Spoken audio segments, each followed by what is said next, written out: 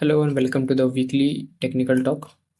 आज हम बात करेंगे गोल्ड एंड सिल्वर की स्पेसिफिकली, उसके बाद निफ्टी और बैंक निफ्टी के लेवल्स भी डिस्कस कर लेंगे। गोल्ड सिल्वर में जो गिरावट आई थी पिछले कुछ दिनों में, वो बजट के बाद आई थी स्पेसिफिकली, क्योंकि हमारे गवर्नमेंट ने जो उस पर इम्पोर्ट ड्यूटी लगने वाली थी, उस इम्पोर्ट ड्यूटी को करीब 9% से कम किया था। राइट, उसके पहले जो उस पे टैक्सेस वगैरह थे, तो वो एज इट इज़ है अभी भी। बट हो सकता है उसमें आने वाले समय में जीएसटी में इंक्रीमेंट हो जाए गोल्ड और सिल्वर में भी। तो गोल्ड सिल्वर के बारे में जो सबसे इम्पोर्टेंट लेवल जो निकल के आते हैं, वो आप देख सकते हो यहाँ पे। गोल्ड में एक अच्छी खासी रैली स्टार्ट हुई थी पिछली बार, करीब दिवाली के टाइम से, आई थिंक अक्टूबर से। तो यहाँ से मैं गोल्ड में करीब लॉन्ग था इस लेवल से, और इस लेवल के आसपास शायद मैं निकल गया था इस ब्रेकआउट पे। तो करीब 10 to 12% के आसपास वो रैली को मैंने कैप्चर किया था। But I am unable to catch this move. Right, ये जो यहाँ पे एक मूव आया था, फिर से एक रैली आई थी अच्छी खासी, ये करीब 15% की रैली थी। तो इस रैली को कैप्चर नहीं कर पा। हमारे पास यहाँ पे गोल्ड में ट्रेड करने के, या फिर मान के चलो कि ईटीएफ में इन्वेस्ट करने का एक अच्छा खासा एक बेटर हमारे पास अभी चांस है। राइट, तो इम्पोर्टेंट लेवल जो निकल के आते हैं गोल्ड सिल्वर के लिए, जहाँ पे आप ईटीएफ वगैरह आप खरीद सकते हो, गोल्ड भी है और सिल्वर भी, सिल्वर की भी बात करेंगे। तो सबसे पहला ये लेवल निकल के आता है एक, जो है 66,500 के आसपास का।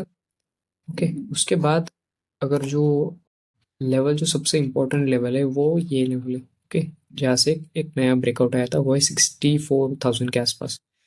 तो 64,000, 66,500, ये दो इंपॉर्टेंट लेवल यहाँ पे वीकली चार्ट में हमें देखने को मिलते हैं, जहाँ पे आप थोड़ी बहुत इन्वेस्टमेंट आप प्लान कर सकते हो गोल्ड में। ओके, डेली चार्ट भी अगर हम लोग देखें, तो डेली चार्ट में भी एक बहुत बड़ी एक गिरावट है डेली चार्ट में। डेली चार्ट में अगर आप देखोगे यहाँ पे, तो ये जितना एक बड़ा एक मूवमेंट था, आप ये कंसोलिडेशन देखो यहाँ पे कितने दिन का है डेली चार्ट में, लगभग करीब करीब 2 महीने का ये कंसोलिडेशन था। उस 2 महीने के यहाँ पे जितनी भी एक पूरी रैली बनी थी, सिर्फ एक कैंडल ने ही उस पूरी रैली को यहाँ पे कवर कर लिया। ओके, तो हमारे लिए ये सबसे इम्पोर्टेंट लेवल है, जहाँ पे मार्केट हो सकता है आके रुके, और हो सकता है इसके नीचे भी जाए, तो हम यहाँ से हम थोड़ी सी इन्वेस्टमेंट हमारी गोल्ड में प्लान कर सकते हैं गोल्ड पीस के जरिए। या फिर आप देख सकते हो उसमें से जो स्टॉक्स वगैरह होंगे, क्योंकि gold as a asset class ये हमेशा एक अपवर्ड डायरेक्शन में ही रहा है। अगर आप पिछला इसका, आप अगर आप चार्ट भी देख सकते हो, तो ये कभी थोड़ा सा वॉलेटाइल नेचर रहता है हमेशा, बट ये at the end long term में ये ऊपर के साइड ही बढ़ता है। ओके, सिल्वर की बात कर लेते हैं। ओके, सिल्वर का एक वीकली चार्ट है, सिल्वर फ्यूचर्स का M6 में हम लोग देख रहे हैं। ओके, तो सिल्वर में भी एक सॉर्ट ऑफ एक कंसोलिडेशन था, और कंसोलिडेशन के बाद यहाँ से एक रैली आई थी। राइट, अगर हम लोग एयरटेल डेट की अगर हम लोग बात कर ले, तो ये अगस्त, क्योंकि अभी शुरू होने वाला है, तो हम अगस्त से यहाँ पे हम लोग अगर कैलकुलेट करेंगे, तो एयरटेल डेट जो इसने हाई बनाया था सिल्वर ने, वो बनाया था करीब 38-39% के आसपास का सिल्वर ने रिटर्न दिया था पिछले एक साल में।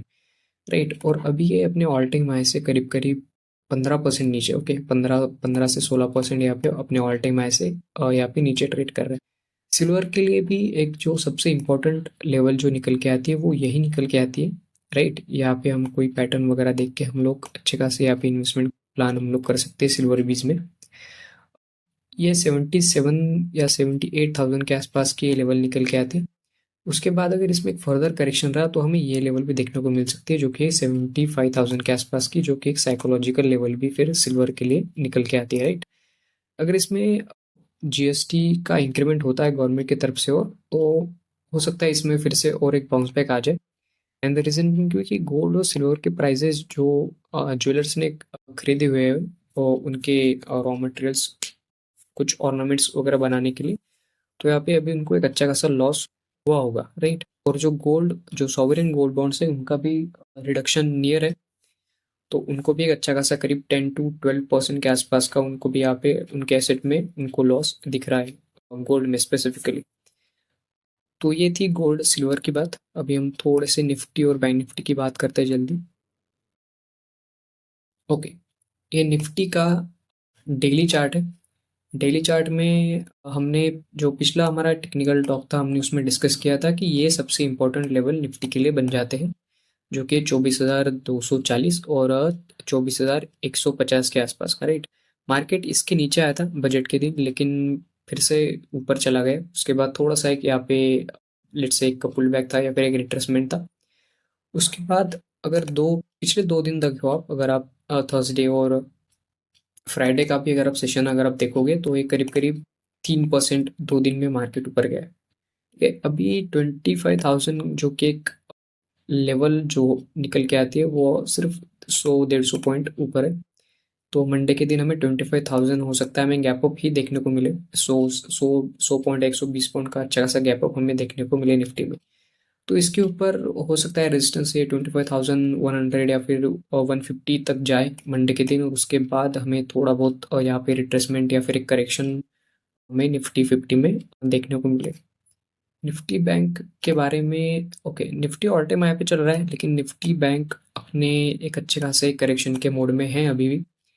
अल्दो उसमें एक बाइंग का एक मूवमेंट था फ्राइडे के दिन, बट अभी भी अगर आप यहाँ से देखो, इस ब्रेकडाउन को अगर आप देखो, तो एक पुल बैक की तरह इसको माना जाएगा। ठीक है, तो जब तक कुछ इस तरीके के पैटर्न इसमें नहीं दिखते, राइट, या फिर जब मार्केट गिरता है तो हर्ष पुल बैक में कोई नहीं खरीदता, तो जब तक हमें इस तरीके के पैटर्न जब तक हमें मार्केट में नहीं दिखते, जो कि एक हायर हाई हायर लो जब मार्केट नहीं बनाता, तब तक एक मार्केट में ट्रेंड रिवर्सल या फिर बाइंग की अपॉर्चुनिटी हमें नहीं दिखनी चाहिए। तो बैंक निफ्टी में जो बाइंग की अपॉर्चुनिटी जो मुझे दिखती है, वो दिखती है इस लेवल पे, जो कि है 51,750 के आसपास का इंट्राडे में। और अगर आप इसको बैंकिंग के स्टॉक को अगर आप ट्रैक कर रहे हो इन्वेस्टमेंट के लिए या फिर उस तरीके से, तो जो एक ट्रेंड पॉजिटिव होगा बैंक निफ्टी में, वो 52,000 के ऊपर ही होगा, उसके नीचे नहीं होगा। ओके, एकदम फिर से हम लोग एक बार निफ्टी मिड कैप की हम लोग बात कर लेते हैं। निफ्टी मिड कैप में भी एक अच्छा खासा यहाँ से ब्रेकआउट आया है इस लेवल से। और आप देख सकते हो, जैसे हमने पिछले टेक्निकल टॉक में हमने जैसे बोला था कि ये लेवल हमारे लिए सबसे ज़्यादा इंपॉर्टेंट है, तो उसी लेवल के आसपास से इसने सपोर्ट लेके अभी ऑल टाइम हाई पे ट्रेड कर रहा है। तो हो सकता है मिड कैप में जो एक ड्रीम रैली चल रही है, वो थोड़ी सी और 2-3 दिन 4 दिन या फिर एक हफ्ता और कंटिन्यू रहे, और उसके बाद हमें कुछ यहाँ से एक सॉर्ट ऑफ एम पैटर्न जब हमें दिखे, तब हम जाके प्लान करेंगे कुछ मिड कैप में सेलिंग करने का। उसके पहले तो ये ट्रेंड इंटैक्ट है। अगर आपने यहाँ तक वीडियो देखा है, so thank you so much for watching.